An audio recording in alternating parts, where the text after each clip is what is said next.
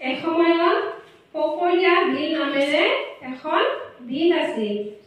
সেই বিলখনৰ চাৰিওকাষে বহুতো গছ-গছনি আছিল। বিলখনত বহুতো মাছো আছিল। লগতে বিলখনত আৰু এটা কেঁকুৰাও আছিল। এদিনাখন সেই বিলখনৰ ওচৰলৈ এজনী বগলী উৰি উৰি আহি পৰিল আৰু বগলীজনীয়ে মন মাৰি বহি থাকিল। বগলীক দেখি মাছবোৰ আৰু কেঁকুৰাবোৰে তাইৰ লগত কি কথা পাতিলে সেইখিনি আমি নাটকৰ মাজেৰে চাম।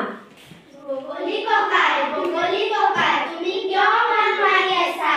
বগলী ককাই, তুমি কিয় মন মাৰি আছা? তোমালোকৰ বিপদ আহিছে। কি বিপদ? মোৰ বৰ দুখ লাগিছে। কি দুখ? এইবাৰ বৰ খৰাং হ'ব, পানীবোৰ শুকাই যাব। হায় হায়, আমাৰ কি বিদায় হ'ব? চিন্তা নকৰিবা, মই এটা বুদ্ধি সাজো। ভাবাচোন ভাবা। পালানে বুদ্ধিটো? পালো। সৌখন বিল দেখিছানে? দেখিছো। তাত বহুতো পানী আছে। হয় নেকি? তোমালোকে যাব খোজা যদি বাচি থাকিবা। আমি কেনেকৈ যাম? মোৰ পিঠিত তোমালোকক এটা এটাকৈ তুলি লৈ যাম। বগলী ককাই, তুমি সঁচাকে বৰ ভাল। বিপদতে সহায় কৰিছো।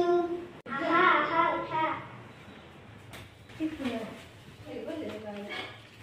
উঠা উঠা।